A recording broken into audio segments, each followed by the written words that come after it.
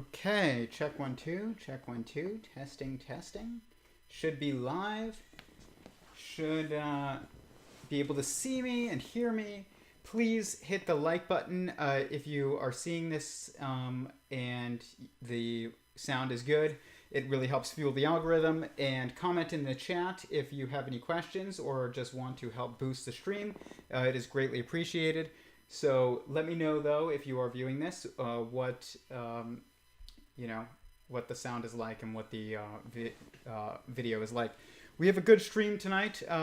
It is one that I think is very good to watch. It's also linked below if you want to watch the entire thing. It is from a new channel that we have not discussed yet called Parker's Pensées. I don't know what that means, to be quite honest. Let's look it up, maybe.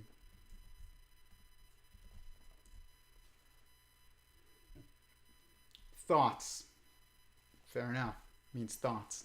And it is an interview that Parker did with the host of Inspiring Philosophy, which is a very big channel on YouTube. I've listened to countless times over the years, and the guy's name who runs it is Michael Jones. And so they did a great talk. It was on theism, the simulation hypothesis, idealism, and kind of just philosophy of mind in general.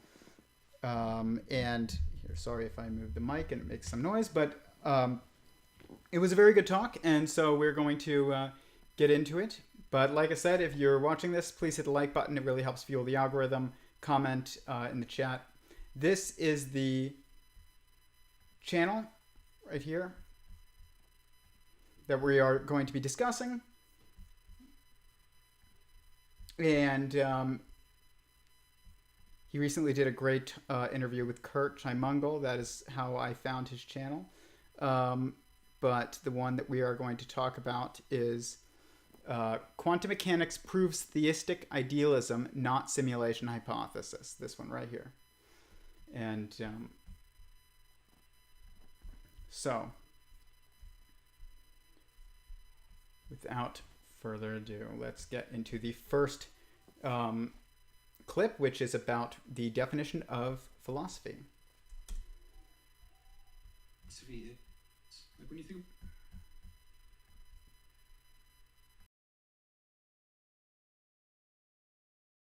What do you take that to be?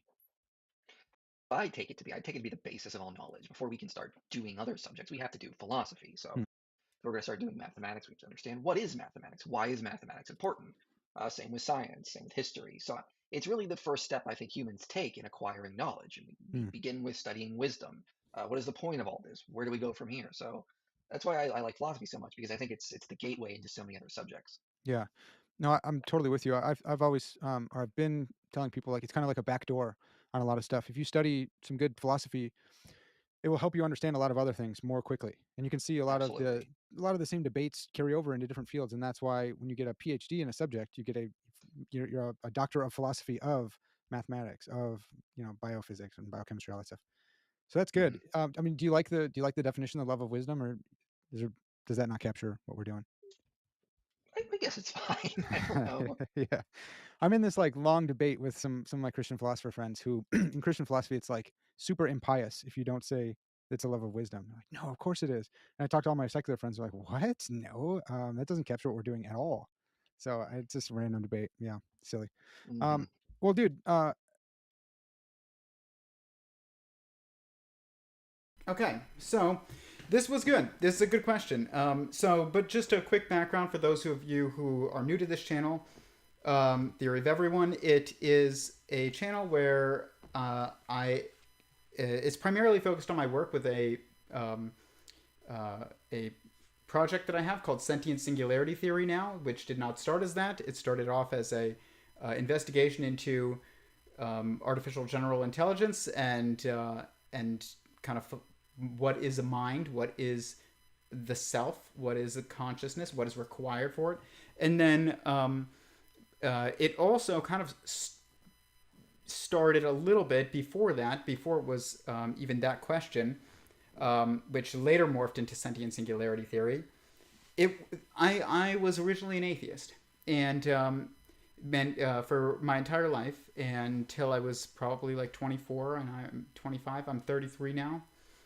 So what caused me to shift on this was a number of things. One of them was I was just seeing who was making more political sense, and it was odd to me that I was seeing that theists seemed to make more political sense to me at the time, and then I started just looking at them a little differently personally, and then I started dating a girl who was a Christian, and she got me to realize that there was not really any conflict between evolution and creation.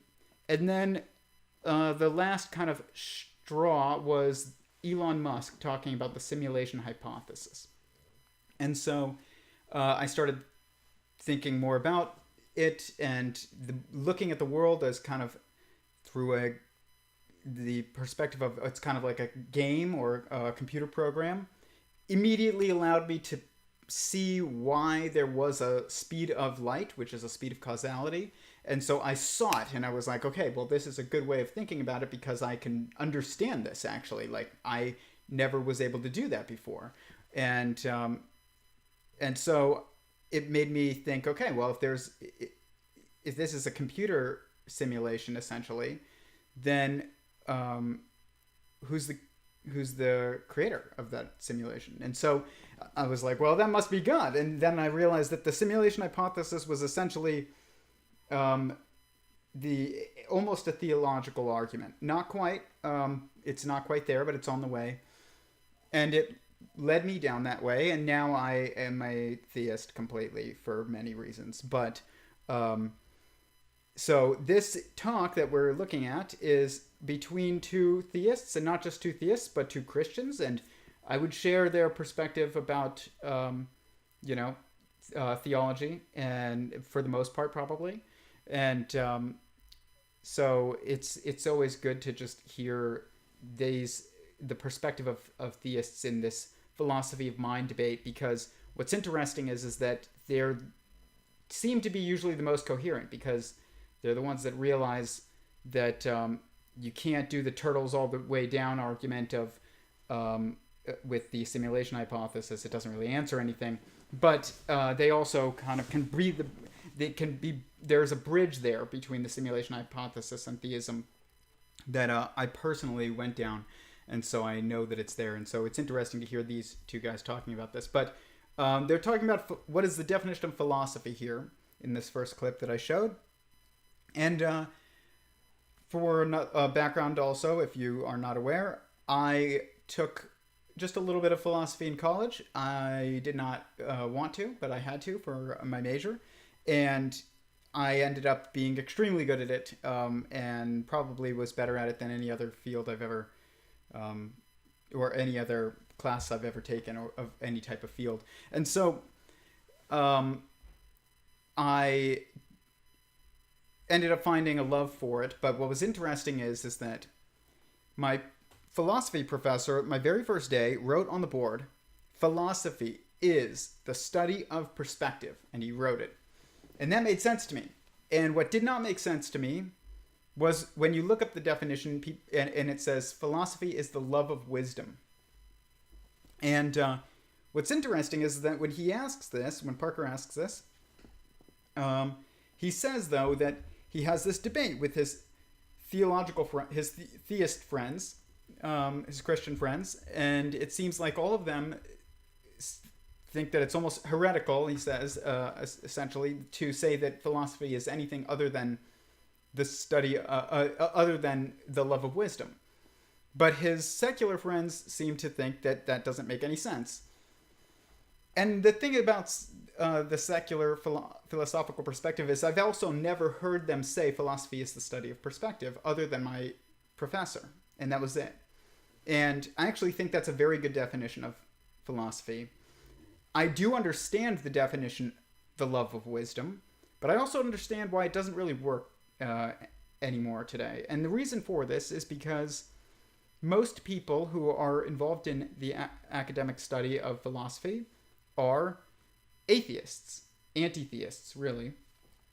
And that definition of the love of wisdom does not work with people who don't know God, who are anti-theists or theists, and or anti-theists or atheists, self-described atheists. There really is no such thing as an atheist. It's an anti-theist, and it's not a judgmental statement. It's just a descriptive statement, and I'm speaking from personal experience. You can't actually be you can't have no opinion on the nature of fundamental reality. If you believe it's a someone, you're a theist. If you don't believe it's a someone, you are an anti-theist. And the reason, if to say I'm an atheist means I have no opinion about it, and that doesn't work. You can have a stronger opinion or a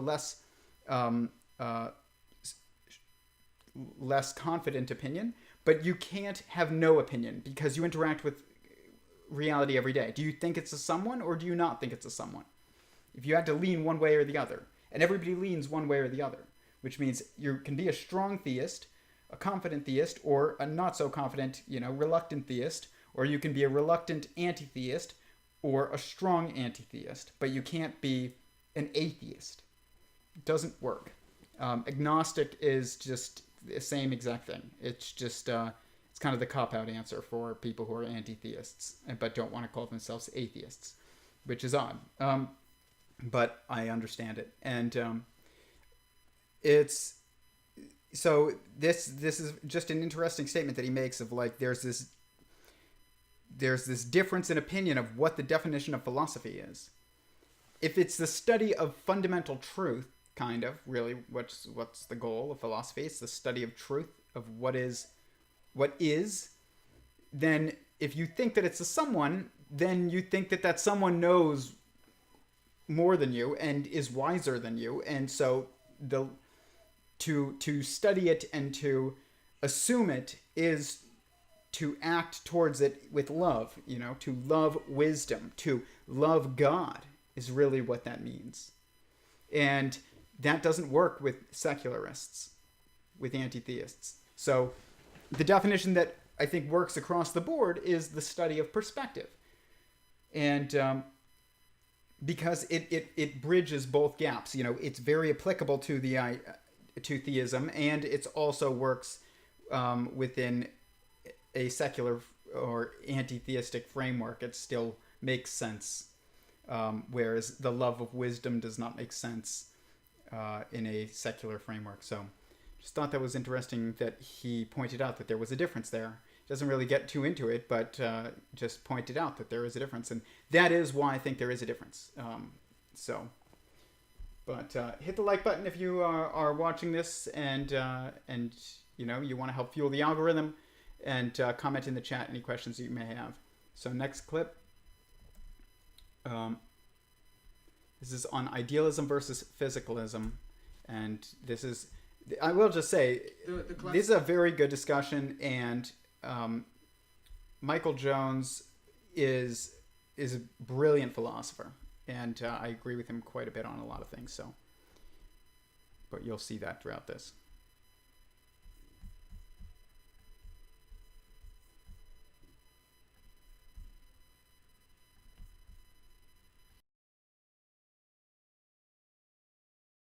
Function upon like being observed. Like that does a lot of work in your theory, right? Yeah, so I am an idealist. I do think Yeah. we live in something that would be like a simulation, but I don't Yeah. think we actually live in a computer. Like we're not software on a hard drive. Yeah. But idealism is just basically the idea that all is mind, as opposed to physicalism, which says all is physical substances or all is particles, all is something physical. I say all is mind. So we do live in something that would be like an information reality. That's what the physical would be. It'd be information contingent upon mind. Yeah. Yeah. I wanted to ask you about that too. So like, what do you think is most fundamental? Do you think information is most fundamental, or like mathematics, or is math just another form of information? What do you think about that? Well, I mean, I don't think it'd be most fundamental to reality because information itself it would have to be contingent upon something else. Information, I don't think, can exist in and of by itself. Something has to process information. Mm-hmm. So I would say what is the basis of reality would be mind or consciousness. Mind itself is fundamental. It cannot be reduced to anything other. It just simply is. It can be explained in its own terms, in terms of what it is, without appealing to something else that built up mind or consciousness. Yeah. It just simply is. And so that's on my view, on an idealist view, is that consciousness is fundamental. Matter reduces to information, which is being processed through minds, or a mind, I guess. Yeah. Okay. That's helpful. That's a helpful distinction. There's this really good Cambridge Elements book. Okay, so I agree with that completely. And sentient singularity theory is it's basically, it is, I'm not going to, beat around the bush. It is the idea that existence is a sentient being that is creating additional sentient beings within itself, according to a very specific, quasi-periodic fractal pattern. And my website is below if you want to read more about it. More information and content coming about the specifics, shortly. But this idea that sentience is fundamental and is the same thing that mind is fundamental. And so we have all these different definitions, and not definitions, but labels for a specific idea, which is, idealism, theism, and panpsychism in a way, to some degree. And they're different in the implications that they have about the details, but the fundamental core assertion of all of them is that mind is fundamental, or I would say sentience, which is essentially the same thing, but it's a little bit more specific. I would say mind is a structural process, is a structured process. It's a structure and a process is really what it is, but it is the fundamental structure and process of reality, where sentience is kind of like, it includes that, but it's highlighting of the someoneness, of that structure / process, and which I think is important. It's a way of unifying these two sides of this, and this is something that you realize when you try and write a paper, which is what I've been trying to do, about fundamental reality, is that you reach this level where there's a superposition kind of going on with how you have to describe what fundamental reality is, where, like I said, it's a structure / process. It's both. But what do we roll that up into? It's a being. And to be is a thing that, in a way, it's a structure, but being is an action. It's a verb. To being is a verb, and being is a noun is kind of inclusive of that verb aspect of it. I always thought was very interesting, and so I think that that's very true. And I've said this before. You are a mind. You don't have a mind. You are a mind, and that you have a brain. It's a physically manifested, physically observed structure that you can perceive of an entanglement point of information, but you are a mind. It's different, and so I would agree that fundamentally existence is a mind, and that matter is built on interacting minds, essentially, and that are nested and arranged into a hierarchical structure. And so, but they'll get more onto that. But I agree. But they get into what is mind, and has information like about its roundness and its color and all this stuff, but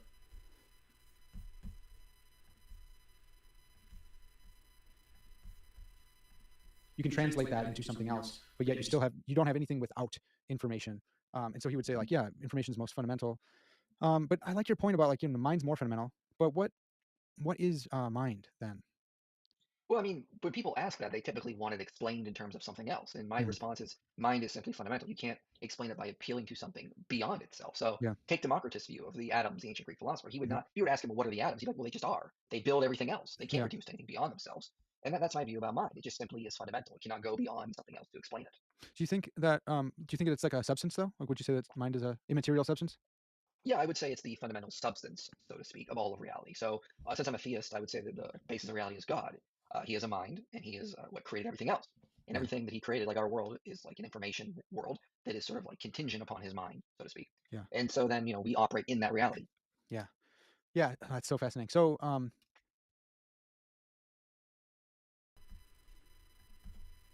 So, yeah, that's it's interesting when people say, "What is consciousness?" all the time. This is the question: "What is consciousness?" And they're like, "Oh, it's so deep. It's such a deep question."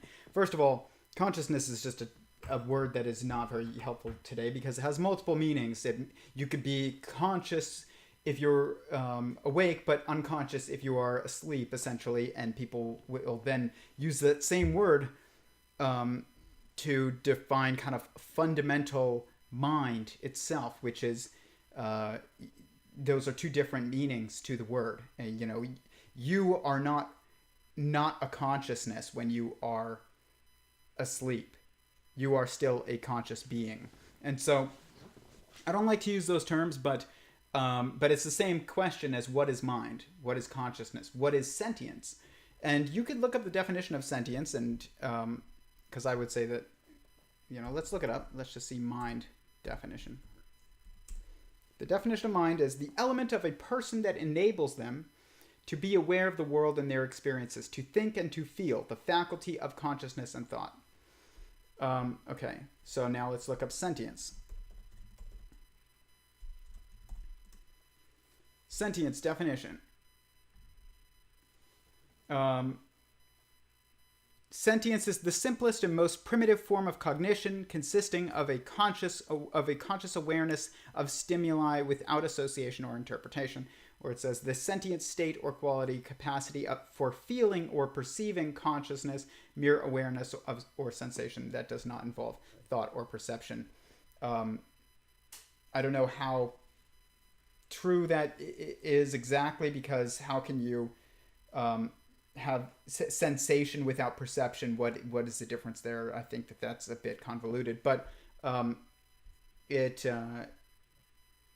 basically the same thing as mind, but mind is focused on the structure, and sentience is more focused on like the essence of what is the first person experience that is going on, that we understand about what is going on with a mind. I don't want to say within your mind, because that doesn't actually work. We use that phrase all the time, in your mind, but I don't know how good of a term that is, but it might make sense. But you are a mind, so to say within your mind is to kind of state that it's something that you have, not something that you are.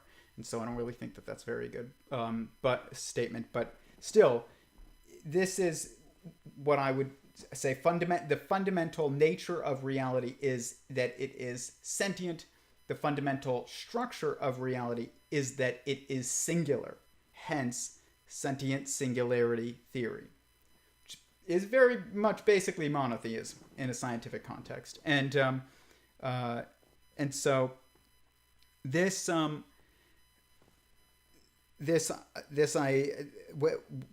idea, though, can be broken down and dissected a bit, but not in a way that is where you can break it into parts that are absent the whole. So if you want to say, is information fundamental, or is mind fundamental, you can't actually do that, because information doesn't exist without mind, and mind doesn't exist without information.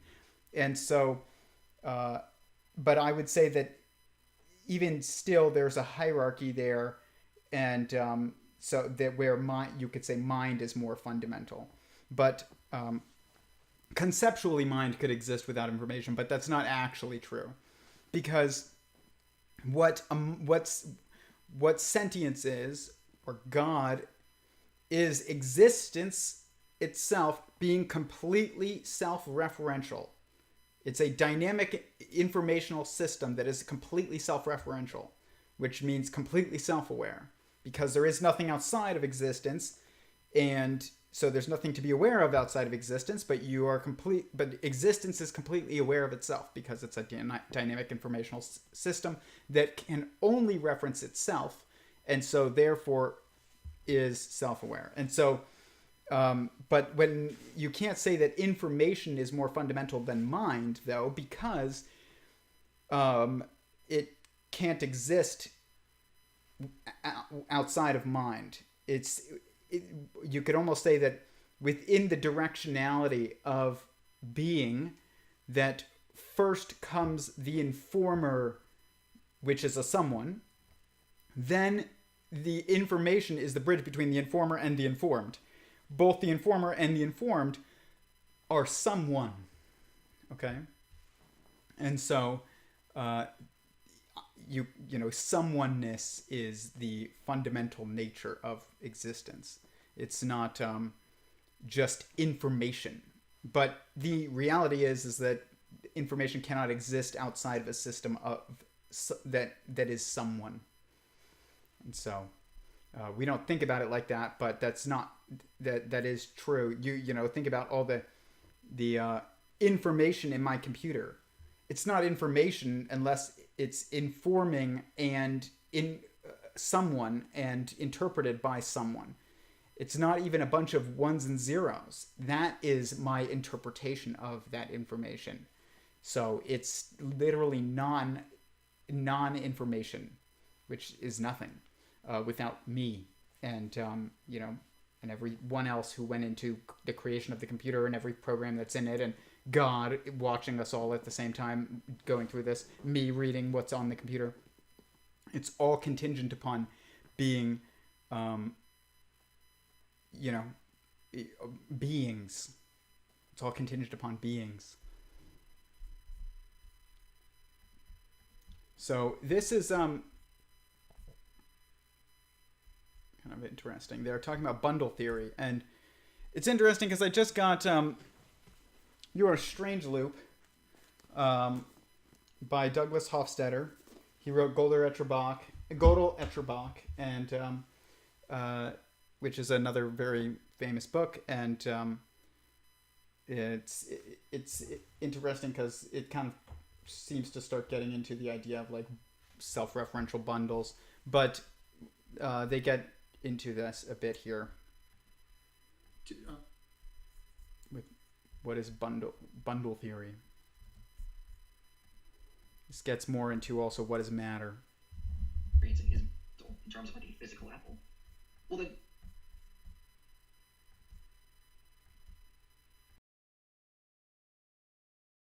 why are we positing a physical reality beyond the mental world we experience? Everything with regards to the apple can be reduced to information about it. And this is called bundle theory that goes back to David Hume, which is that physical objects, according to the modern idealist, is that they're just a bundle of different properties. Right. We don't need to posit a substance, a physical object, beyond the mental experience that we would call the essence of the apple.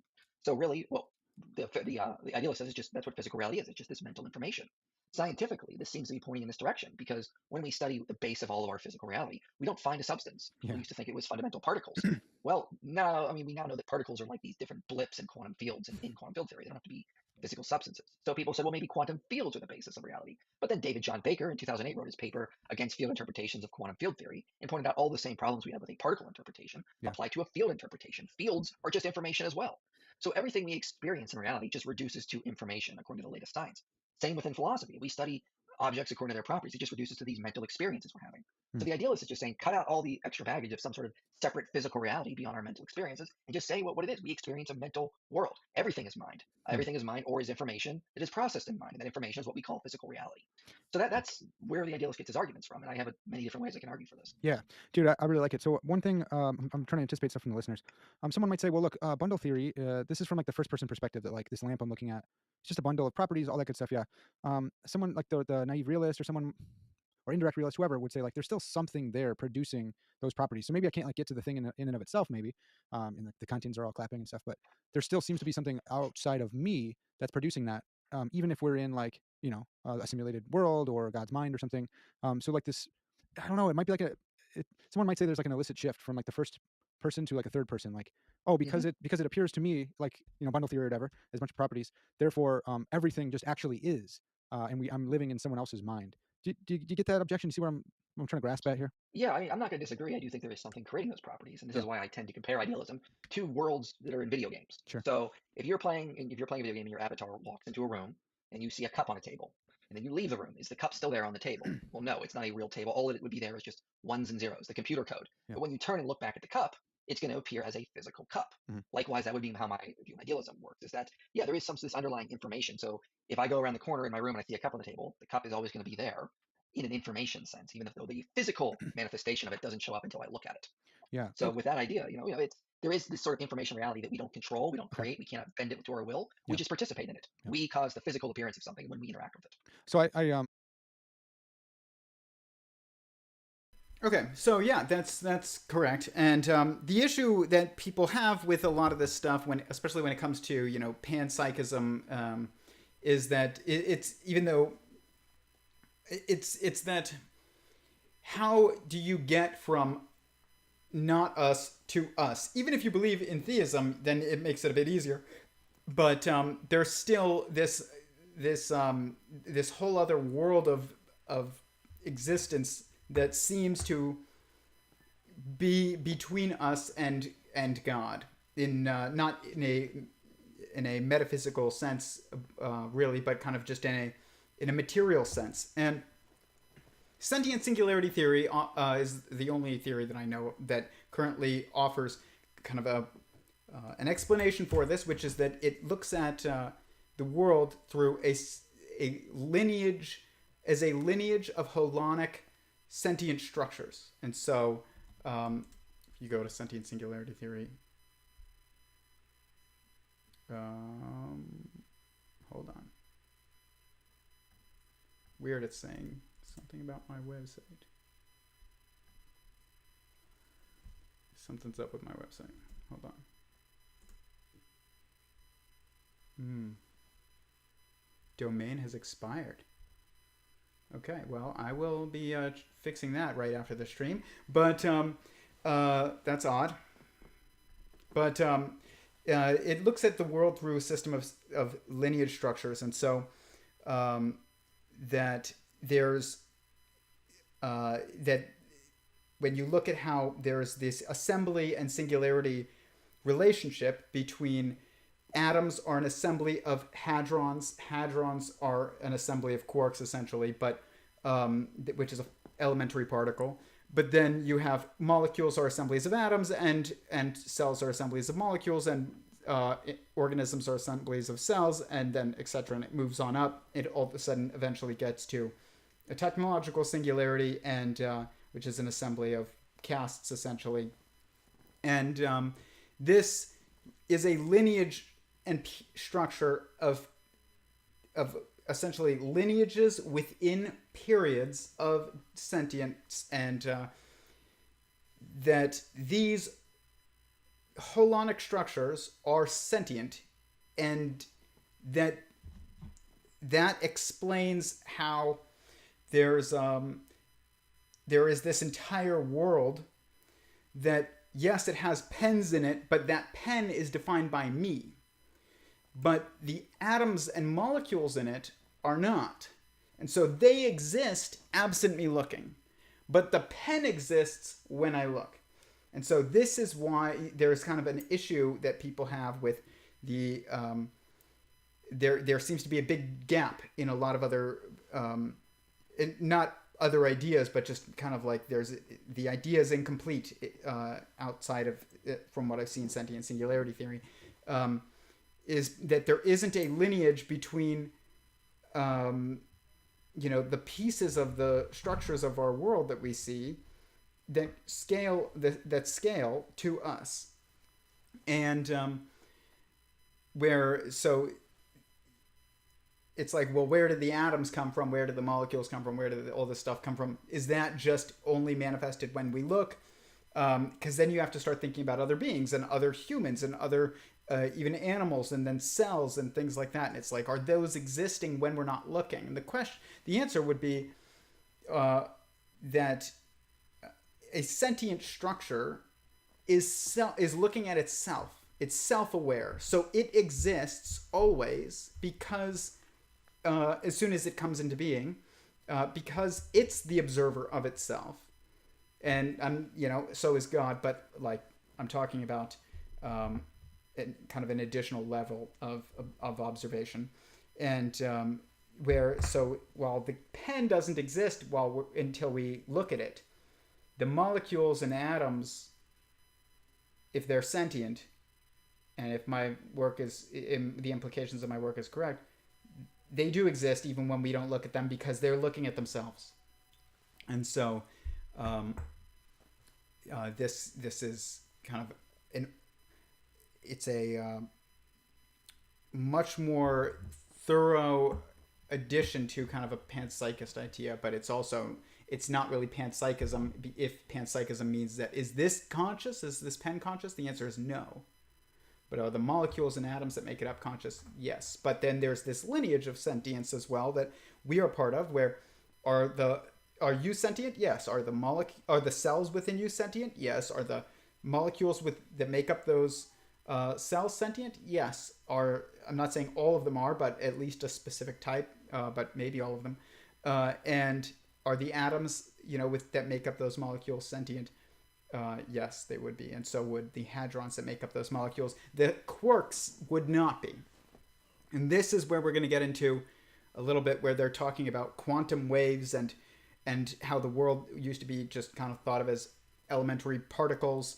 This word particle is a bad term for us today, at least. I don't know how it was interpreted when it was first, began being used. But the problem with it is that it assumes that there's like little bits of matter that make up the world that exist fundamentally almost when you say a particle. It's like a piece of sand or something. And that's not what a quark is or an electron.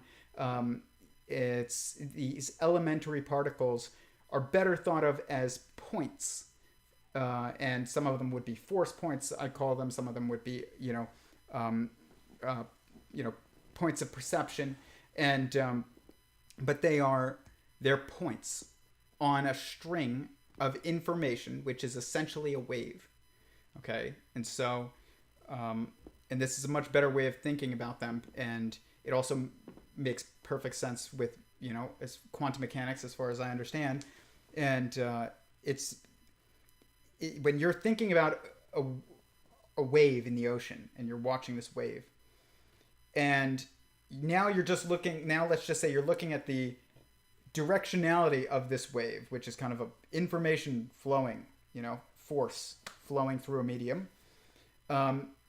If you're just thinking about the directionality of this wave, then you can kind of describe it as a string. And then now imagine you're looking at this with like a telescope that's, zooming in and zooming in and zooming in because you're focusing, which is what your mind does. It focuses on a singular concept or a singular moment or a singular object. That's what focus means. It's intrinsically to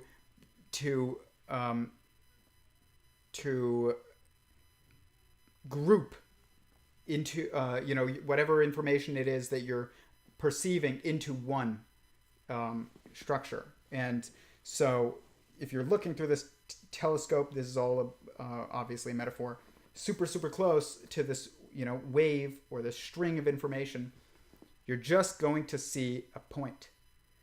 And so where you see this point kind of though is dependent upon also the mechanics of the wave or the string of information. So this is where the whole probability aspect of this comes into play. Eric Weinstein has stated that probability is kind of just it's a useful idea, but it's not fundamentally true. And I think he described it as it's an effective theory, is what he said. And I agree with this. And so it's that, you just don't know exactly what's going on with that wave. And so, but you can know the constraints of that wave. And so it tells you that when you look, you could see an electron here or you could see it there, but it's not going to be over there, And so this is, you're really perceiving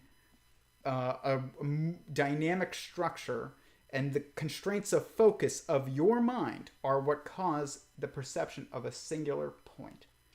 And it's not just an existent particle that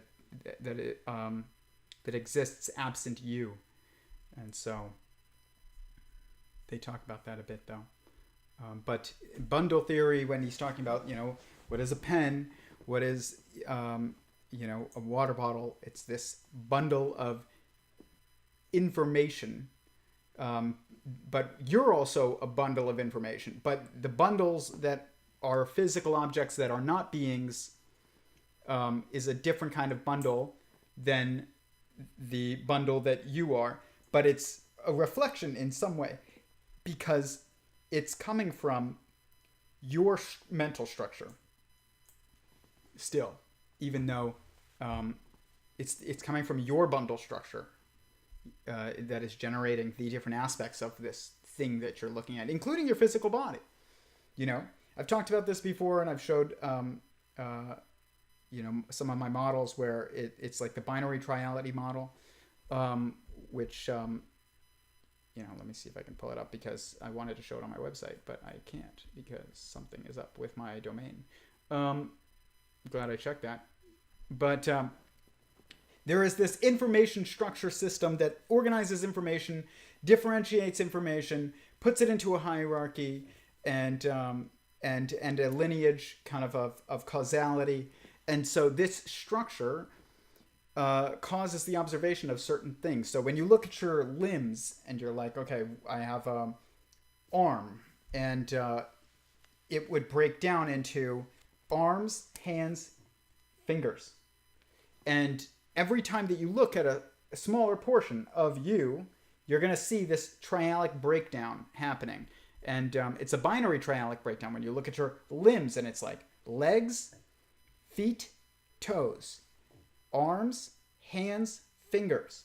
This structural breakdown that you can perceive is coming from your own mind. It is coming from your mind's or structure that has this specific structure that organizes information into a hierarchy, it differentiates it, and it organizes it also into kind of a lineage of causality, or an order of causality.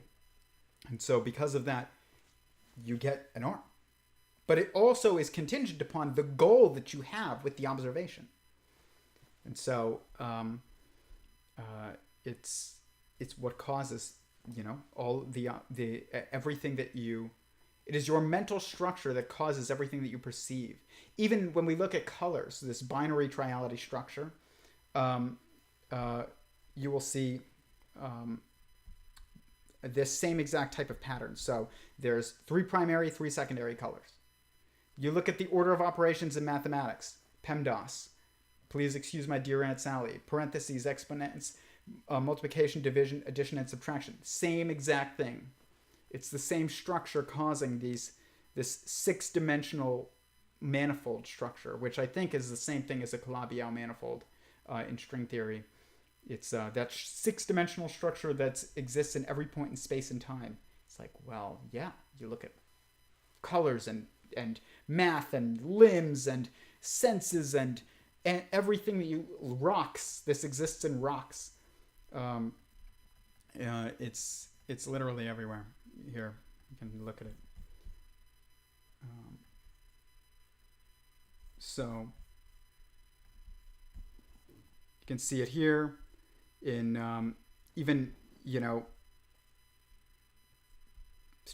textures and the elementary particles. You can look at leptons, electron, neutrino, muon, neutrino, tau, neutrino, electron, muon, tau. Space-time, present, future, past. Height, length, width, sense organs, senses, forces. Can see this in questions: who, what, where, when, why, and how. That is all these questions that you can ask about anything. All this is everywhere. And it's this 6 fundamental solids, you could say, even a sphere, a tetrahedron, a cube, an octahedron, an icosahedron, a dodecahedron. And so this is caused by the structure of mind. And so all of these things that you observe, this is green. Green comes from the fact that its relationship with, these other colors, and it's and so this, it's like and then that you have texture here, which is like, rough, soft, hard, smooth, sharp, blunt. It's like all of these things. We have texture, and we have color, and if you have tools that you did too, and you're like tools, and you broke them down, and I guarantee you, and I don't have it in front of me, but I've done it in the past, where you break tools down into 6 different types of tools, and so all of this information relation that is happening ends up with this. But it's all being done by you and your mind, and the mind that you're within, and the minds that you've interacted with and have interacted with your ancestors and the past who have created pens. It's just an entire network of minds, including also the minds that make this up, the molecules and the atoms that make this up, and the hadrons within it. So, next clip.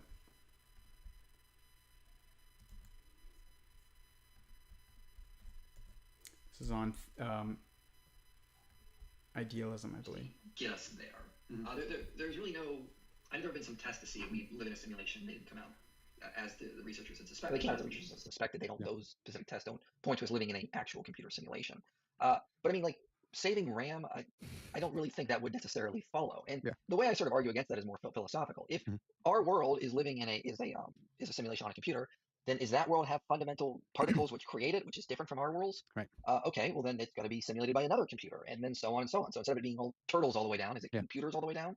Yeah. So you have to posit this really complicated world that is sort of creating our computer simulation. It's not the same physics as ours. You have to posit a whole new realm of physics, which is undetectable.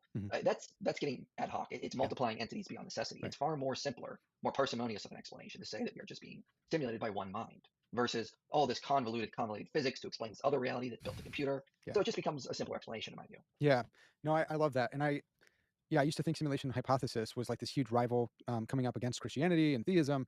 And now more and more I'm seeing like, well, dude, you're kind of just stepping over into our field. And now, we don't need to multiply entities. Let's shave off some stuff. And you still need a necessary being. And I still have lots of arguments for that kind of God. So it's really fascinating. I'm really actually excited now that it's been taken off in culture. And it's cool that you've been working on this stuff already. And you just have it all here ready for us. So when it comes to like the emergence of the physical, there's a couple different ways that I think we could probably think about it. Like God is a spiritual being, and okay, so this is, like I said, simulation hypothesis kind of got me into, started me down the theistic path, and so while I agree with them that it's not a rival to theism, and it doesn't escape any of the necessities of any other philosophical worldview, and but the difference is that I would say is important, or just kind of these concepts, some concepts that I think are important when thinking about the simulation hypothesis are that is that if all there is mind, and you combine the simulation hypothesis with idealism, then you don't have the problem anymore of base reality, really. And so when you hear Elon Musk talk about the simulation hypothesis, he'll be like, what are the odds that we're living in base reality? And he makes this argument that, and I think it was Nick Bostrom probably who made this argument before him, that the odds are basically infinitesimally small that we're living in base reality. This is a stupid question in the first place. Or it's just a bad question, because it's within a framework that's wrong, which is a non-mental framework. It's within a physicalist framework, where physical, inanimate matter is the nature of fundamental reality, and that conscious, sentient being's mind emerges from inanimate matter, which is just false. There is no evidence for that, actually. There's no logical arguments for that either. It seems like there could be when you look around at the world and you are missing you're making certain assumptions about certain aspects of reality that are incorrect, like the idea that, mind starts at organisms, and then some people will say no, it extends to cells, but I would say no, it extends below that. And if you don't assume that, though, then yeah, there's going to be some incongruencies there, or incompatibilities. But what is important, though, I think, about even the concept of simulation, which sentient singularity theory does actually propose that we are inside of a technological sentience, running in a previous verse, essentially, and that this is a series of nested verses, and that once you reach a technological sentience, it is constrained by its own oneness, and it can only create, in order to replicate, it has to create within itself, minds within itself, because it can't create any minds outside of itself, because it has this constraint of oneness. The only other being that has this constraint is God. And God really has this constraint in a way that even this being does not. But this being perceives this constraint within itself, whereas God actually has this constraint. There is nothing outside of God. God is sentient existence. Anything outside existence is non-existent. Nothing can exist outside of God. And so they get into that in this stream. We'll talk about it. But so people will ask, though, they'll say, are we in a simulation? Or is this world real? Bad question. It's all mind anyways. Even within, even though sentient singularity theory does propose that we're inside of a mind of a technological being that is inside probably the mind of another technological being, inside the mind of another technological being. It's the series of nested verses that are going through this process of replication that is also within this mind that is creation itself, which is inside the mind that is creator itself, which is God. And so this is kind of the structure of the logos. Even though I would agree that we're probably inside of a technological mind, that doesn't matter. It's still just we're inside a mind. The technological aspect of it doesn't matter until you start thinking about the constraints of that mind, and there are specific constraints that matter, but it's not the fact that it's technological. And it's not this which is not, that idea is not the same as this idea that, I don't know, it's like aliens sitting at a computer playing a computer game, which is like Sims 2000, and we're just the little sentient Sims characters, and it's just so advanced that they made sentient Sims characters, and that's not happening. That's not what this is. And that doesn't mean it's not technological. It's not running on a technological substrate, which would be probably quantum mechanical, not just mechanical like your computer. It requires certain degrees of freedom. And it does seem like reality is much more in line with that. And they get into that as well, is that mind is quantum mechanical. So we'll talk about that in a bit. But this idea, though, still doesn't get to... there's still other aspects of this idea that must kind of be reconciled, which is when you ask, again, is this a simulation? Or is it real? Or is reality an illusion? I hate this statement so much. It's just terrible. And it's the same exact thing as reality as a simulation. And like I said, I will say the simulation hypothesis is a useful concept. It's a useful metaphor. It's kind of going towards, there's aspects of it that are true, probably, especially if sentient singularity theory is correct. But it's not, the implications of it that are assumed are wrong, which is that this world is not real, but there is a real world.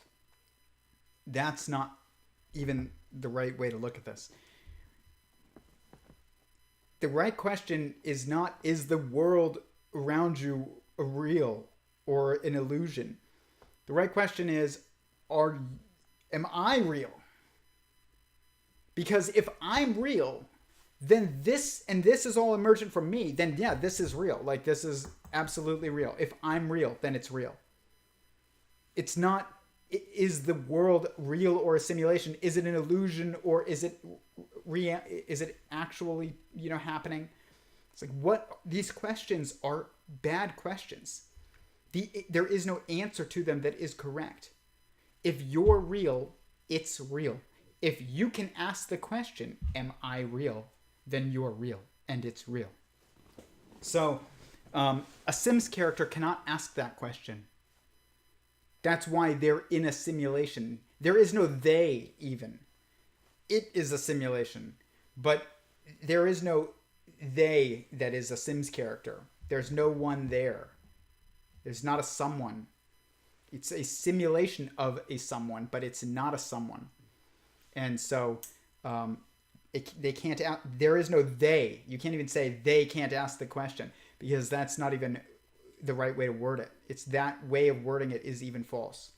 This is why this is so hard to talk about, and it's why it's so hard to write about, which is, why my paper has been so difficult. It's like, I can't even say they when talking about a Sims character, because that is wrong. And so we don't really have a right way of thinking about this stuff, or of talking about this stuff outside of theological traditions, and which assume that mind is fundamental. If you're real, it's real.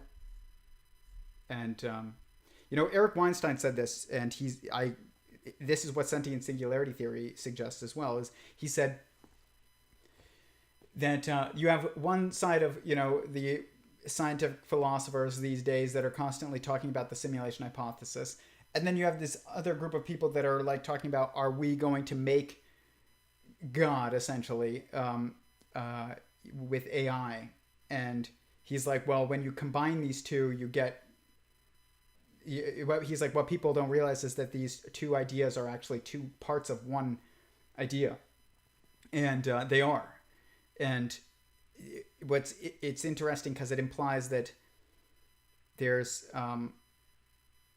there's some crossover between the philosophical implications of sentient singularity theory and the philosophical implications of geometric unity. But I'm sure the details are different because of certain other things that he says. It seems like they're different, but still, you're inside a mind. Regardless, you're inside a mind that's inside a mind that's inside a mind that's eventually inside God, and that's just the logos.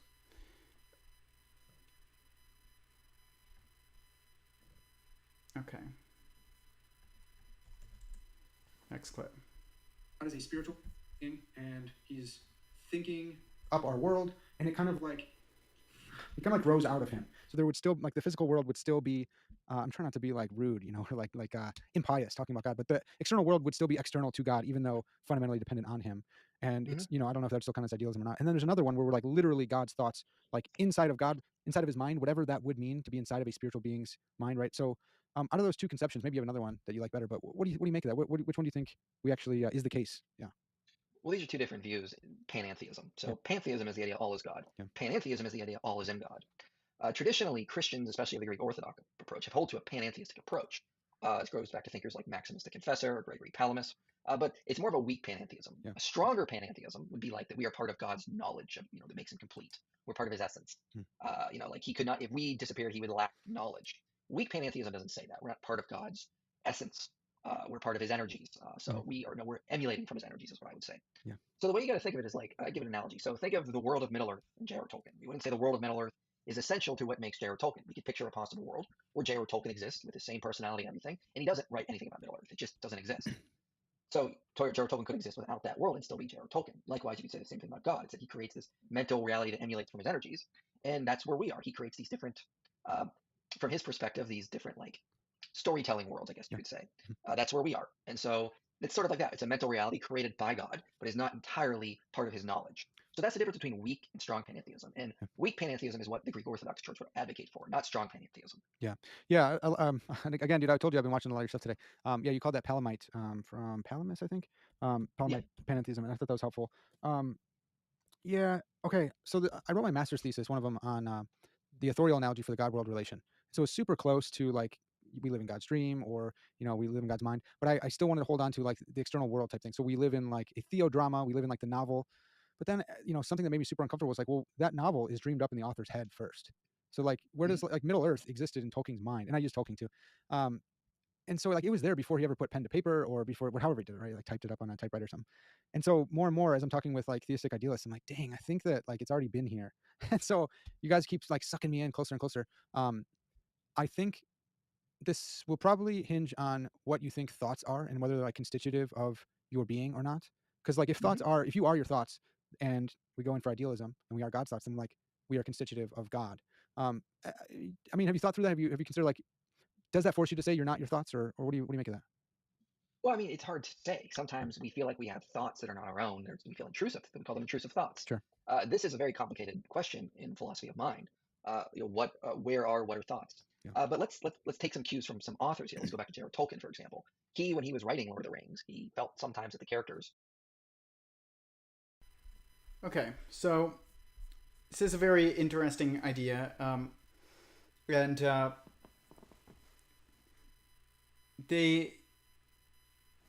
this is, I kind of want to get into actually this next clip to build on this first clip. Looks like we are living God's mind. But I don't think that you make arguments that say like God couldn't create an external world. Do you think that God could make an external world? Yeah, I mean, I think he could. I just don't think that he needs to, and so he doesn't. I mean, what would be the point of that? Creating a world that's not contingent on him. Yeah. Yeah, that's fascinating. Yeah, Sam Liebens, who I mentioned earlier, and Tyron Goldschmidt, they have this argument that like God's perfect, and so he couldn't create anything that's less than perfect. But the idea of a perfect world is incoherent, so God can't create outside of himself, so he can only create inside his mind. And it's fascinating. It's fascinating to think about. But they're not trying to limit God's omnipotence. They're saying like because he's so omnipotent and perfect, he's not able to do this. But it's actually a limitation of he's limited to being omnipotent. I wonder what. So this is very interesting, and I remember, and I've stated on here before that, like, God. Eric Weinstein once said this in a talk. He said, people when they think about God, they think about him being all powerful, but it's really what a better way of thinking about it is in terms of him being all constrained. And I will say that he's right, and there is no conflict between these two ideas. He is all powerful over all that is within him, and we all are within him. We can't not be within God.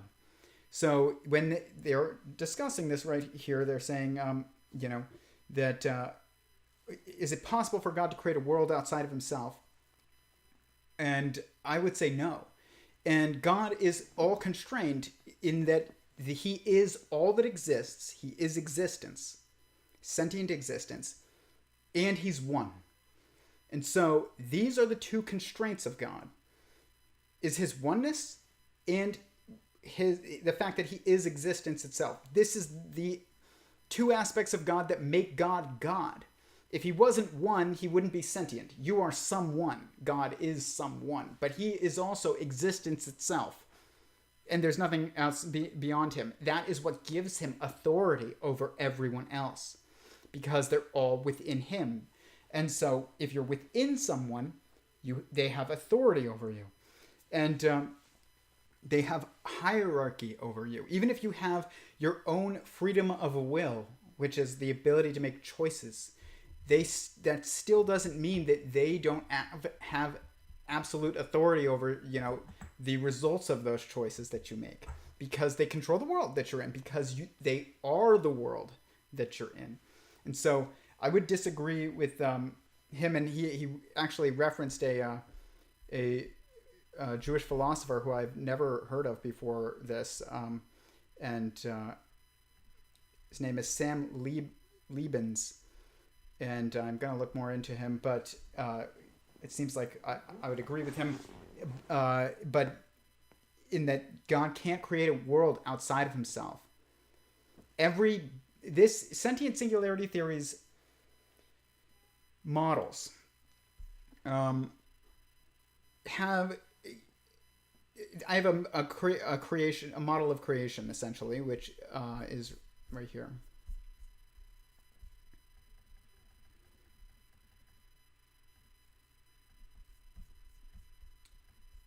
And it's what's interesting about this is that this is the creation function, essentially, and then this is the cosmological verse, and then this is another one within this one, and it just goes on and on and on. And you can see that there's, a hadron is an assembly of quarks, an atom is an assembly of hadrons, a molecule is an assembly of atoms, etc. It goes on and on until it reaches a singularity point, and then it is created another one within itself. So, but it starts with this, and this is all, calculating, as I've showed before. So you remove this one, and everything, every number, everywhere changes to 0. And it's because we're starting with God's oneness, and there's this function going on where he has to create a creation which is also sentient. You could say a sun within himself that is smaller, quote unquote, than he is. So, or fits within him. So he has to partition this initial partition in a way that where the partition is smaller than what is left over. What has to happen in order to do this is he has to divide his energy by 3 and put 1/3 of his energy into creation, and then he's left with 2/3 for himself. And so that's like, if you divide a ball and you cut off 1/3 of that ball, and you make another ball out of it, and you put that, you can fit that inside of the ball that's left over that you can make with the 2/3 that's originally left. This creates a stable creation. And so what's interesting is this leads to all kinds of symmetry structures like that are 2/3, 1/3 patterns that are also, binary patterns. And you see this with everything that we showed before, from, leptons to quarks to colors to Trinitarian ideas in theology to, theological traditions in themselves. You see that there's this trialic aspect to even the Abrahamic tradition. You can see it's Judaism, Christianity, and Islam. And they follow the same symmetry patterns that you see in all the other examples that I showed earlier, which we don't have time to get into, but I've talked about on here before. And so this model of sentient singularity theory, it seems to explain a lot about our world and about why the world is the way that it is, or why the world seems to be the way that it seems to be. And it also seems to be logically and mathematically coherent, and it implies that there is nothing outside of God. And I don't think that God could create anyone outside him. And, I don't even want to say anything, because fundamental reality is a someone always. So creation, to create, is kind of really to create someone, not to just create something. To fundamentally create is to create someone. And but even the hierarchical aspect of theism, which is, specific to theism as opposed to just, just looking at things in terms of panpsychism or idealism, which still, if you break them down and you really get to first principles about the logical implications of what it would mean for everything to be mind, you would get theism, but you would get a hierarchy. And that hierarchy is due to constraints that come from God's oneness and the fact that he is the initial totality of existence. And so that all other partitions of sentience are nested within. And so what's very interesting about this idea is that it's God's constraint that is also responsible for his authority over everyone. But it's also, it's way beyond that. You wouldn't even be able to make any predictions about anything. There would be no such thing as any type of deterministic trajectory, which is not in violation of free will either. That about anything, you would never be able to make any predictions. That's how deep this concept is it and so how all-encompassing and all-impactful this idea is. God's structure and nature, which is his beingness, he is a being, but he is the being that is existence itself, is totally deterministic of every structure that can exist from there on. That doesn't mean that God doesn't have choice and sovereignty. In fact, sentient singularity theory seems to imply that while God had almost no choice in how he structured the world, that doesn't mean he can't make changes to it, but he can only within the framework that is deterministic still, determined by his oneness and his allness. It's also that while he had almost no choice in how he built the world, he had to choose in order to build it. It had to be a choice. Every single partition of sentience that manifests from God's sentience, which is you and me and molecules and atoms and cells and dogs and cats and birds and fish and every one that exists, has to be an intentional choice by God. And this has implications for other things that they talk about further on in the stream as well. But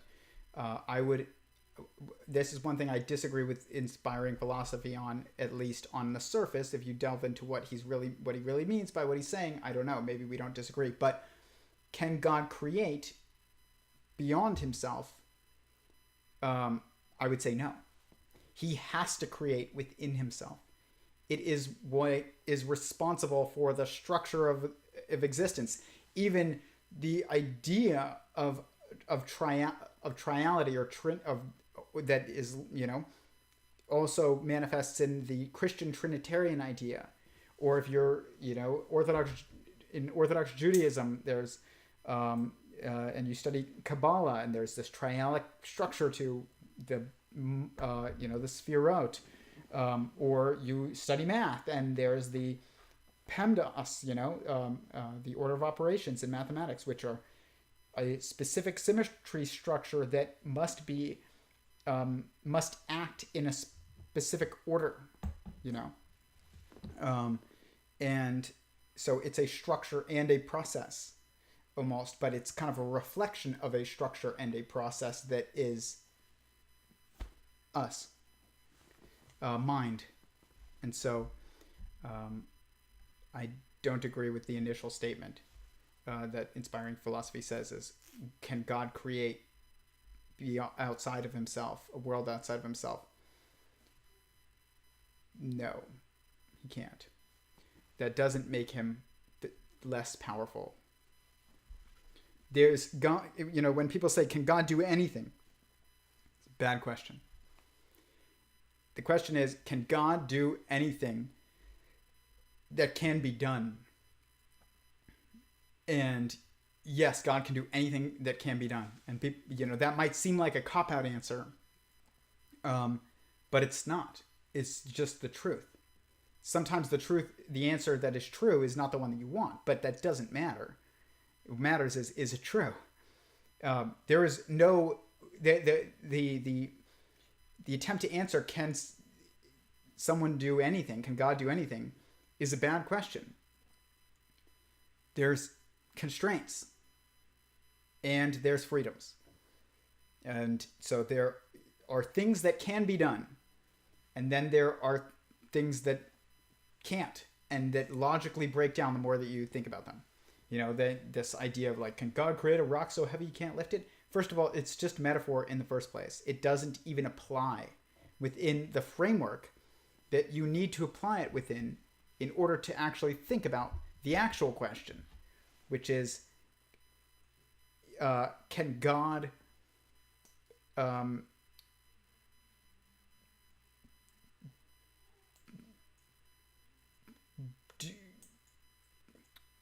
it's almost like unanswerable or even askable, but it's like, is God able to create beyond himself? And that's really kind of the question, is can God create a rock so heavy you can't lift it? It's like, can God create a rock bigger than him? And the answer is no.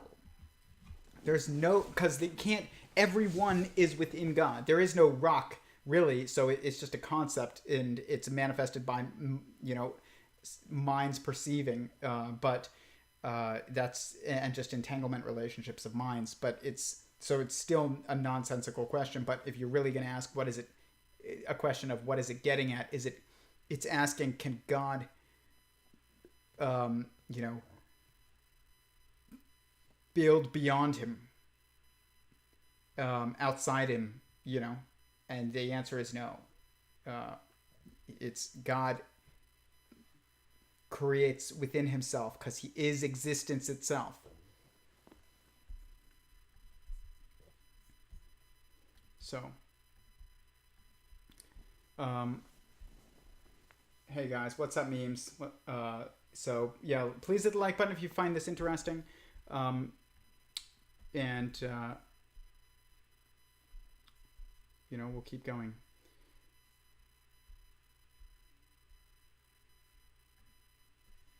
We talk about the soul a little bit, and I guess we'll talk about that, because I hear a lot of people making statements that are nonsensical about it. Just in a Aristotelian fashion versus a Platonic. Okay. How they would define the soul. Yeah. Okay. So, you know, typically we think maybe like on the folk level, Christian folk level, like we live in this physical reality, and then when we die, our non-physical soul goes to heaven, which is like an immaterial place, and it's just chilling. And most of us don't even think about new heavens and new earth, and we just kind of stop there. Maybe we get angel wings. In an idealist view, when you die, is it still right to talk about your soul being separated from your body? Yeah, and I think quantum mind theory actually kind of does help with that a little bit. So I hold to a quantum mind view that the brain is basically doing quantum computing. Yeah. That's how we think and make decisions, and it's very complicated stuff. It's part of my irreducible mind series. I have a whole video in that series on quantum mind alone. So the mind is basically quantum computing. Now, when we die, according to some quantum mind theories, is that information in the brain is still entangled through quantum entanglement. Mhm. So it still stays as connected. It can disconnect from the brain and continue on. And so that's generally my view, is that when we die, the quantum information of the brain disconnects and can continue on. So if you're a Christian, for example, that means possibly, again, I'm speculating here. Sure. I can't prove any of this, but maybe in some sense we entangle with Christ in some way, or with God. And maybe hell is just that entangled information slowly disintegrating out of existence because it has nothing to entangle with. So that kind of is my general idea. And so you continue on. Now, after death, I still think, you know, my view of idealism is that if a conscious agent is in physical reality, it has to look like something. Yeah. And that's what you are. You are what you physically are. That is just what a first person conscious experience appears as. So when I see you, it's a third person perspective of a first person conscious experience. Yeah. That's what it is. That's what we are. So when we die, if we go to another reality, another plane of existence, we have to manifest as something to appear, and then we'll just remanifest as a physical being, kind of like this, maybe in some sort of, maybe with different limitations, maybe with less limitations. Yeah. I don't entirely know, because we don't know. And so that's generally it. And I compare it again to a dream world. When you dream, you manifest a physical appearance of yourself to interact in the dream. I've had dreams where I'm bleeding out. Why don't I ever dream that I'm naked? Why am I always in clothes? I'm able to manifest that self in my dreams. So likewise, I think after death, wherever we end up, we'll be able to it will just naturally be able to manifest a physical appearance of ourselves in some way or another. Maybe we'll be more ghostly, maybe not. I don't know. Okay, very good. So, totally agree with what he's saying. Our body is just what it looks like. When we look at someone else and we're like a human being, or we look in the mirror, we see a third person perspective of what it looks like to perceive the mind at the level of an organism that is a human. Okay? And when we look at ourselves and from a first person perspective, we see our arms and legs and stuff. We are looking at the first person perspective of the aspects of our mind. And it extends to anything that you're using, even, really. So like I've said before these streams, I always clean my desk off and organize it because it's an extension of your mind. It is the space in which you process information and manipulate information. So you are a mind. It's not separate from your body. When people say the mind-body problem, there is no mind-body problem. Not at all. The mind and body are one. Now, there is kind of an internal-external aspect of the mind, and that can be described in some ways as mind and body, but it's not really even accurate to say that, because there's just instances in which that's not entirely coherent and doesn't and consistent. So you are a mind, and the body is the physical observation of a mind from an external perspective, kind of. And so I agree with that. And when he's talking about the soul, what's interesting is I heard these people, I see this all the time. Some Christian will comment on some philosophical post or something like that about your soul, and then someone will say, oh man, the soul doesn't exist, that's just a bunch of nonsense. And then they'll be, if you ask that same person, do you have a consciousness, or are you conscious being? They'll be like, yes. And the reality is that that's all that your soul is. It is your someoneness. That's what it is. It is the distinct someoneness that is the distinctness of your mind. That's what it is. It's the distinctness of your mind. And that is self-aware still in its distinctiveness. And that's your soul. And so it is your consciousness, quote unquote. It is your sentience. But it is your mindfulness, I guess. You could use all of these terms, but the soul, it's just, this is what I mean by theological traditions have a much better time grasping these concepts because their entire vocabulary is built upon a foundational idea that existence is a someone. And so it's much more conducive to talking about this stuff, which is true. And so it's much better at talking about fundamental reality, even though these terms might be foreign to you. And this was something that I had to go through when I was when I first became a theist, and I was coming from a scientific background, and I was not in truth theological circles ever. I had to learn their language. And now it's funny because when I speak to people who are secular versus speaking to people who are theists, I have to use a different language, even though it's English in both cases. I still have to use a different language. And it's tough though, because one of these circles is not, in the language of one of these circles is not actually conducive in its current state to talk about fundamental reality, and the other one is, and that makes it tough, but it's two different languages. I've talked about this before. Babylon in the Bible, it's not the separation of Spanish versus English versus French versus Hebrew in it alone. It might also be that, but it's philosophy versus theology versus physics versus chemistry versus biology versus morality. These are all different languages. But then there's even more separation, though, between theology and or theological traditions, or people who are theists and people who are anti-theists in general. Secular. There's no such thing as secular. It's just it's just another term for anti-theistic position.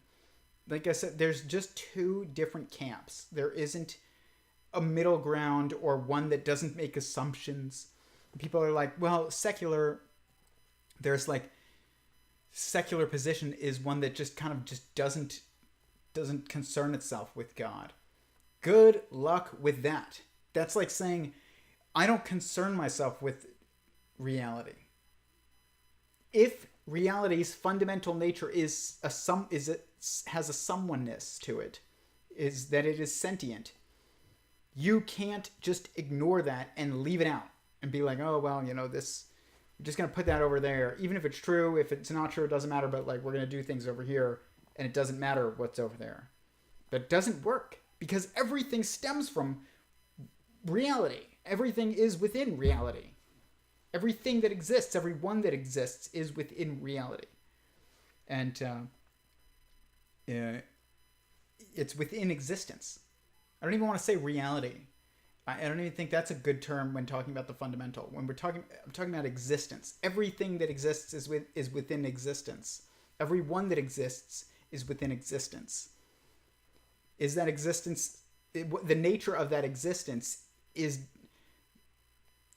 extremely important to everything and that else that can be, considered about anything.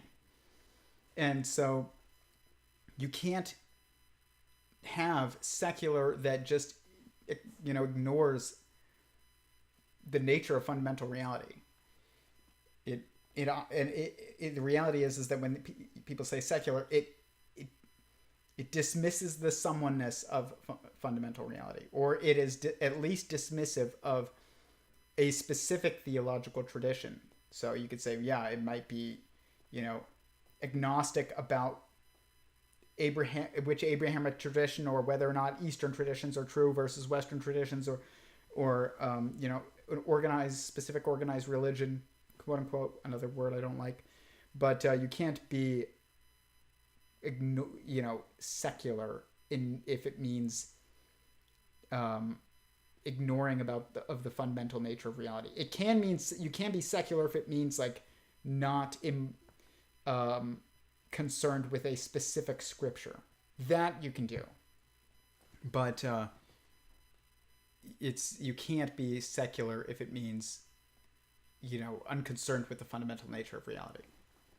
It is any framework, conceptual framework, is built on certain assumptions. But the soul, and when we're talking about the soul, to get back to this,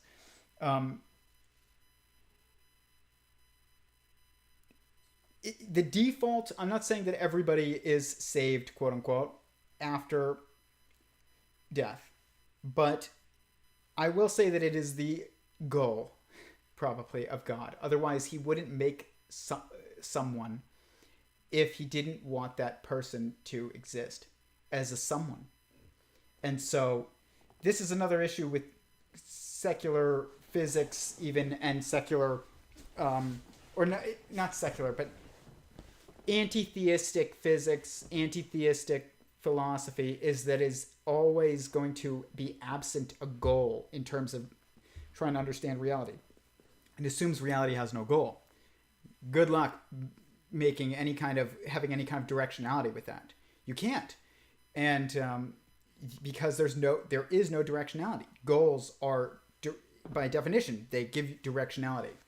What is my goal? To go over there, And so if you assume that existence has a goal, which it does, then it allows you to make predictions based on that, which you could not make otherwise. Otherwise, you're just going to speculate about, dimensions and soap bubbles and a quantum foam and all kinds of stuff that just doesn't tell you anything at the end of the day. And, if they say reality is a bunch of strings, what does that mean? It doesn't mean anything outside of mind and its contextualization within strings of information within a mind. Kind of, you can then get some context, but outside it, there's just there's no information that it's actually conveying. What's the difference between a particle and a string and a wave outside of context, there is no difference. It doesn't tell you anything different about reality. And so this idea of God having a goal in his creation of people, or not people, meaning humans, I mean persons, sentient beings, is that is that they exist. And so also, if you think about this, okay, information and wisdom that you gain throughout your life is also information and wisdom that God gains throughout your life. And yes, God probably knew most of the things that you find out already before you are even born, but God does accumulate information through your accumulation of information.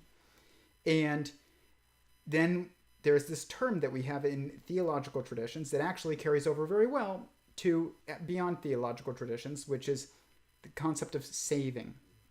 And so if you think about the physical world as a desktop, and you are a file on that desktop, but you're a sentient file, you're a self-aware file that is co-writing with God. God is writing and at the keyboard, and you're also writing it because you're this little sentient ChatGPT file on your computer, and you're co-creating your path and your story.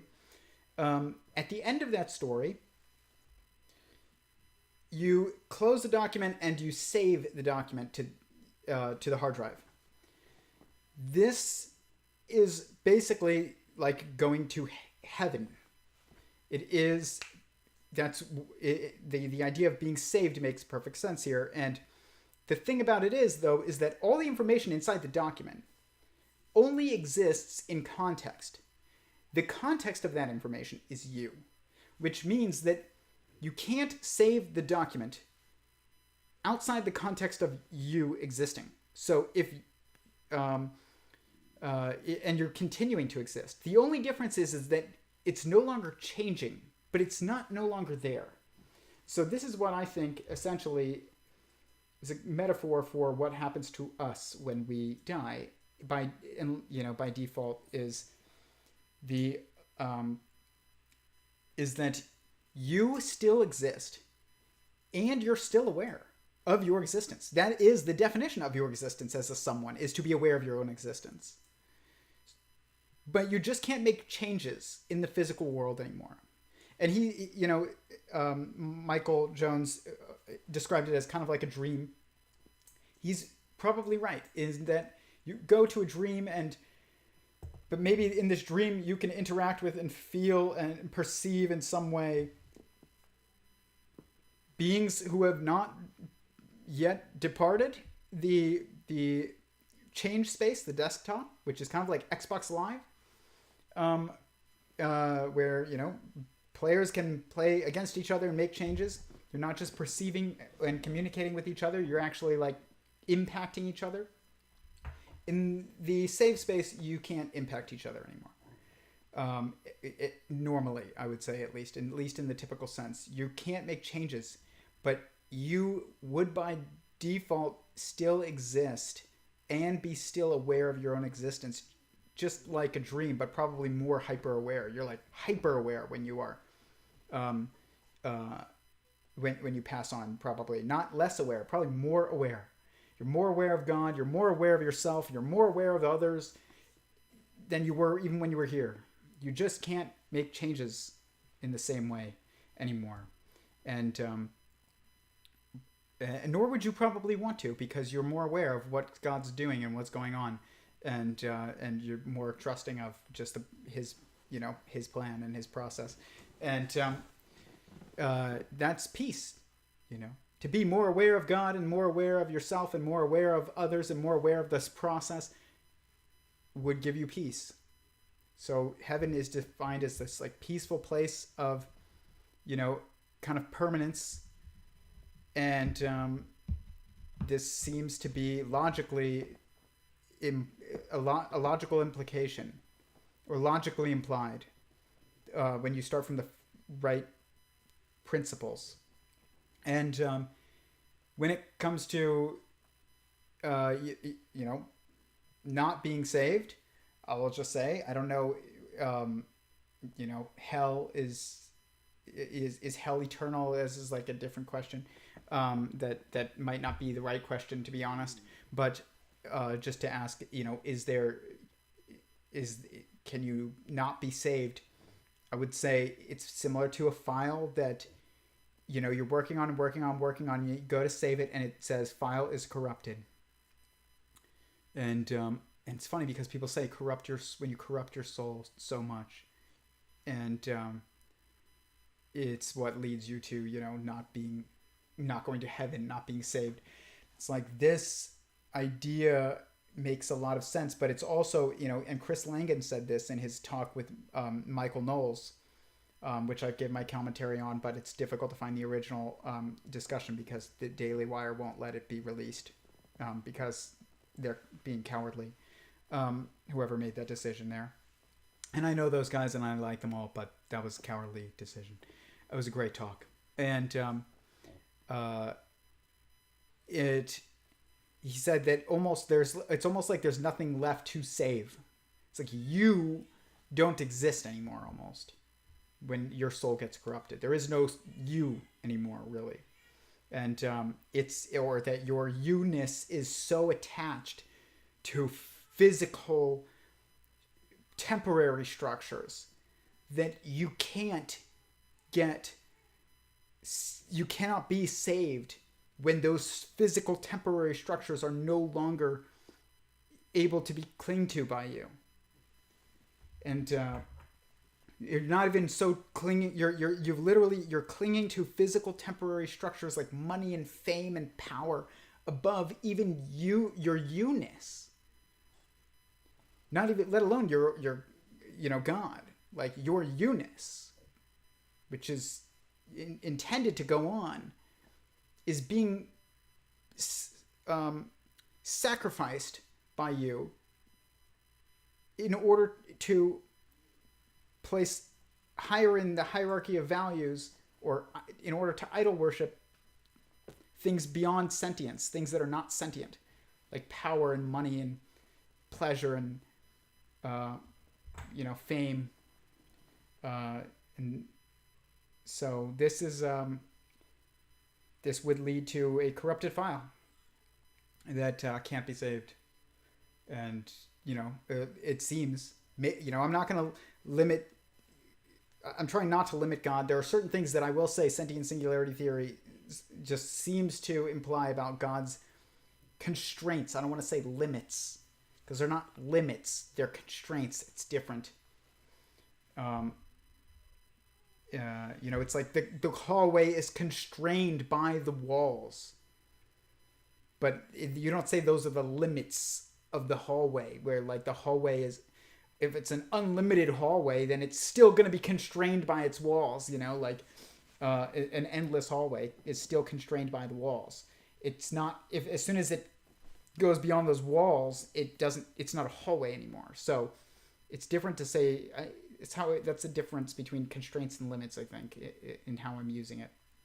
God has constraints, and no limits within those constraints, whereas we have limits even within, you know, fundamental constraints. God has no limits within fundamental constraints. But yeah, you will persist in general, but I'm not saying God can't choose to just dissolve you and delete the file.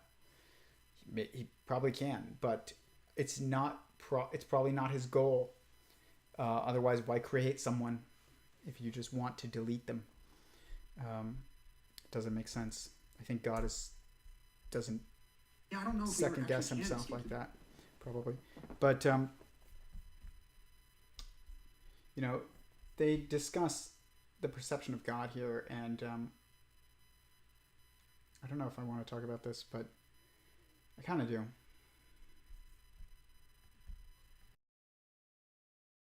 And like see God, you know, in his fullness as God sees God, or something like that. Like, so what do you make of that? Could God like bring us, you know, dream beings into his level of reality?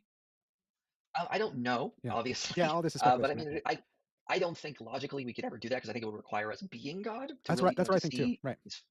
Yeah. I think that's the thing is if God is truly this infinite being as we talk of him, he's not, and by infinite I don't mean like an endless long list of numbers. Yeah. Right. But if he's truly an infinite being, maybe that's what eternity is. It's constantly trying to experience the greatness and the majesty of God. But because he's infinite, it just goes on infinitely, and that's Yeah. why we can continue to live on for eternity and not get bored. Yeah. Because we're constantly going to be exploring this amazing creator who is the foundation of all reality. Yeah.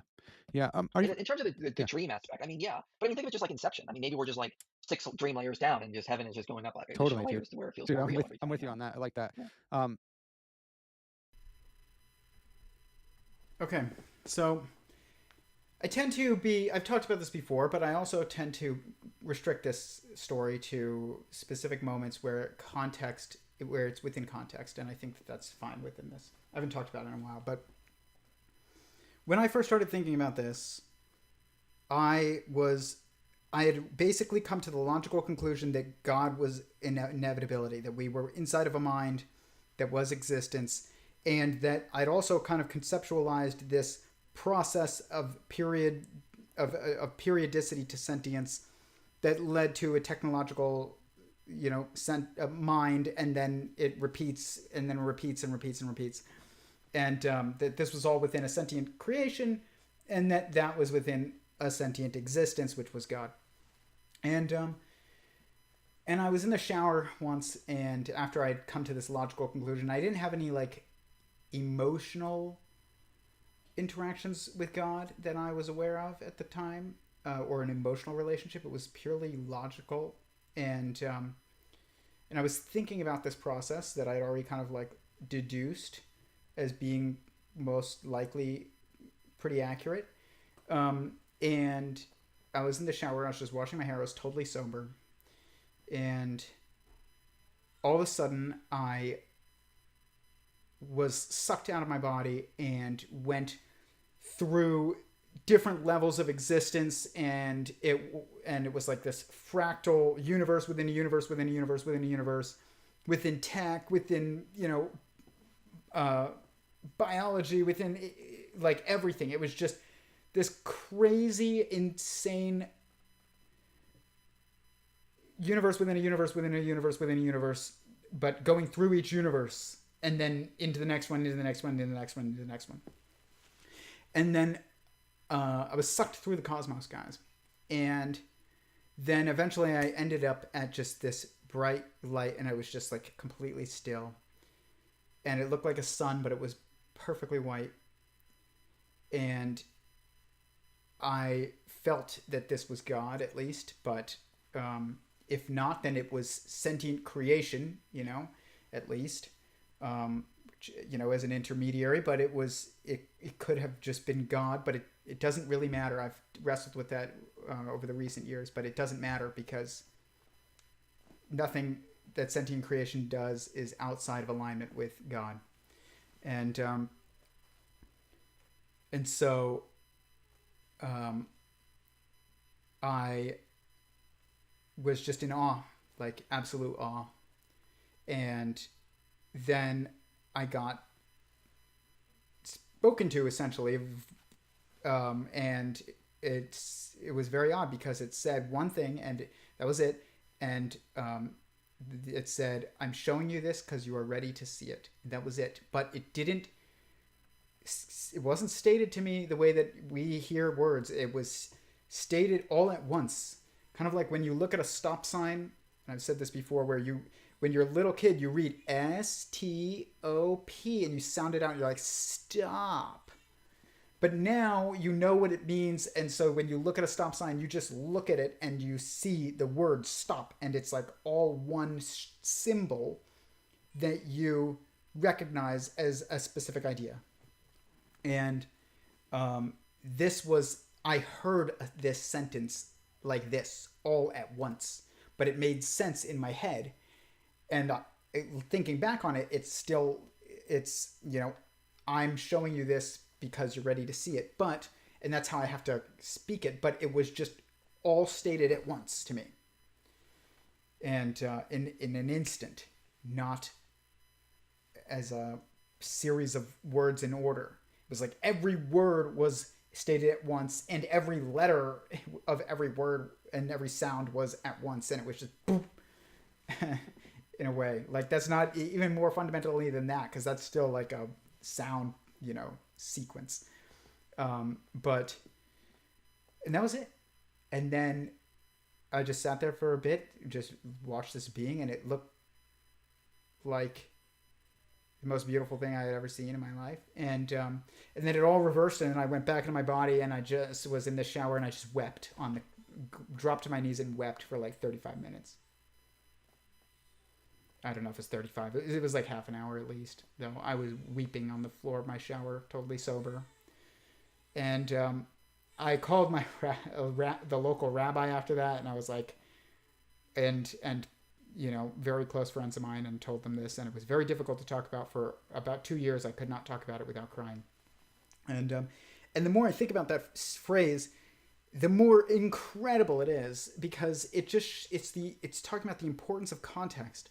And that's why I'm stating it here, but I don't just tell this story and just put it out on my channel, because if I had seen, there's so much wisdom in that statement that was stated to me, and it's like endless wisdom. Every time I think about it, I realize how wise it is, in infinitely wise. And it applies to everything that I think about every time I think about it. And if I had not thought about that structure before I saw it, I would have just thought I had a stroke. Because I wasn't on any drugs, guys. Like, it wasn't like I took mushrooms and took a shower. Then yeah, you'd see some crazy stuff, and you'd be like, yeah, I saw crazy stuff. And it wouldn't be crazy. But if you were sober and you saw the fractalized universe, and then, a bright light of, it speaks to you, like, you would think you had a stroke. Unless while you had that experience, you were thinking about this exact process, which is exactly what I was doing. I was in the shower, and I was thinking about this process. And then I saw exactly that. It's not like I didn't see anything it wasn't shown anything that was new. It didn't change my beliefs at all. It just affirmed them. And it was because I was ready to see it in a way. And also, who knows, God in his wisdom shows people different things, and there's reasons for it that we won't know until we pass, the totality of, until we pass on. But it was, it wasn't like I never got any message of I'm choosing you for something special and this and like, you're better than anybody else. It wasn't that at all. It was just, I'm showing you this because you're ready to see it. And that's it. And it was like, so wise, because it just really highlights the importance of context. And I've said this before, context is information. That's what information is. There is no information outside of context and information inside of context. There's only context, which is information. And so there's so much deep lessons in that statement. And like I said, I didn't see anything that I wouldn't have expected. I saw exactly what I would have expected. It made sense. I understood what I was seeing when I saw it. If I hadn't thought about it prior and deduced that prior logically on my own,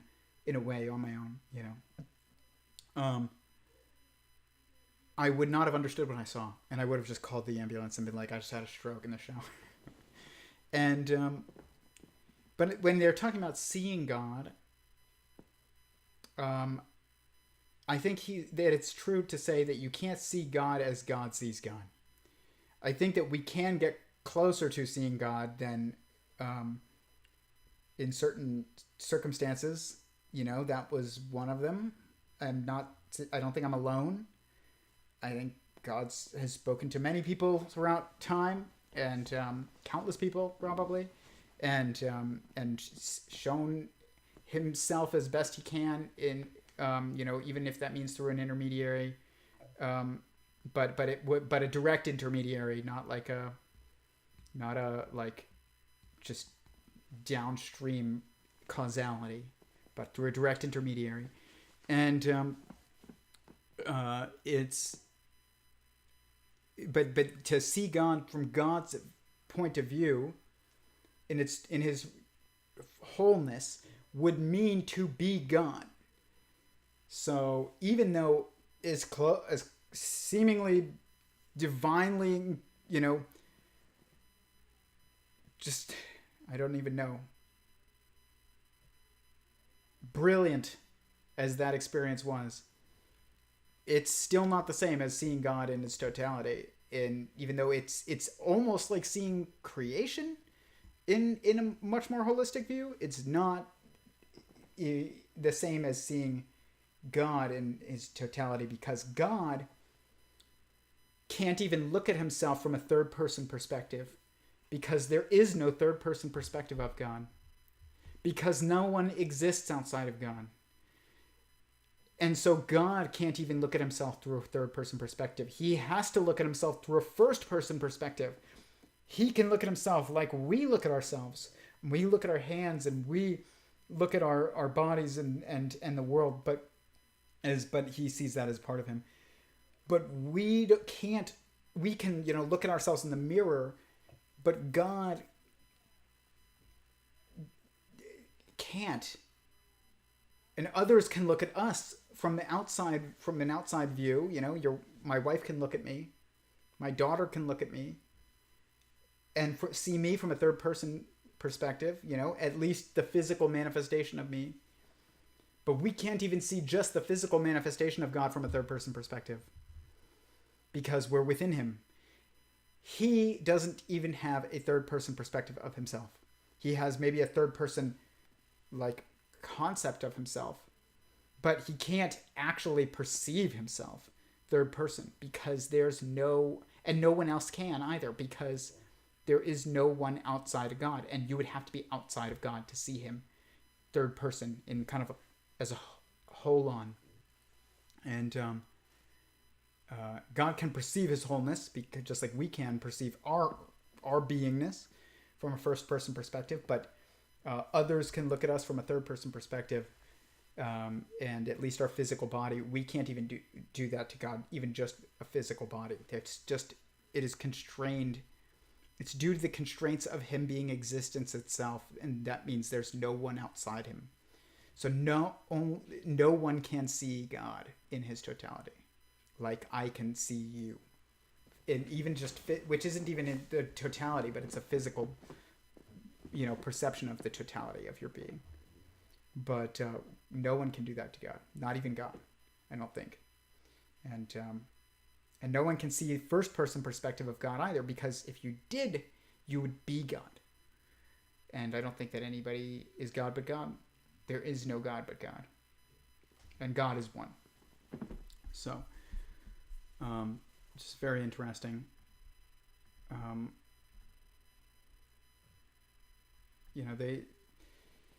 I think that that's what I'm going to leave it on. I think that's a good way to end it. But there was more to this that I wanted to talk about, but I think it's a good place to end. I really appreciate Parker's discussion with Michael. This was very good. It is linked below. I highly recommend watching it all. I didn't cover it all. Also, Parker's interview with Kurt Mongol from Theories of Everything YouTube channel. Very good. Highly recommend watching that. I think it's on Parker's and Kurt's channel. I recommend looking at Inspiring Philosophy's channel. Very, very good. I will link that below too. I haven't yet, but I will. And, let's see if we have any final questions in the chat. Ism versus ism too. I don't know what that meant. Same source. Goal is the synthesized goal is to synthesize ideals. I don't know what you mean. The goal of God is to create meaning through the creation of other sentient beings, to be meaningful too. I think God has no meaning outside of multiplicity of sentience. Prior to him creating multiplicity, he is a meaningless being that is all alone.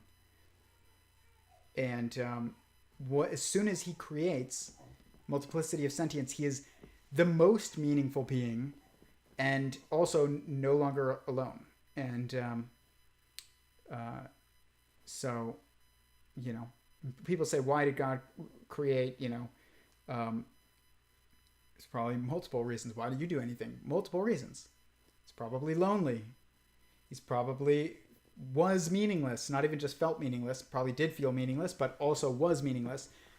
Didn't just feel lonely, but also was alone. We were never alone. We've never actually experienced being alone.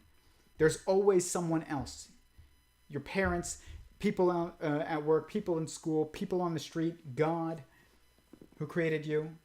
You've never actually been alone in your existence. God actually has been alone. And you can feel lonely, but you are never alone. God probably felt lonely because he was actually alone. And loneliness is caused by the perception of being alone, but it in God's case is the only case in which it was true. He was alone. His loneliness prior to the creation of multiplicity was true. His meaninglessness, his feeling of meaninglessness, of pointlessness, was true prior to the creation, because there's no one else to impact. And sentience is all there is, so it is all that fundamentally matters, so therefore your impact on sentience is all that matters. But, you want to impact others. Otherwise, you can't. Your meaning comes from this. The feeling of meaning is, to matter beyond you. So God has to create others. Yes, they're within him, but they are also, he's created us to be separate from him and him to be sovereign from us. So that distinctiveness still allows him to impact beyond himself, because he's impacting other beings. But he has to create those beings in order to impact them. And he impacts them in his creation of them completely.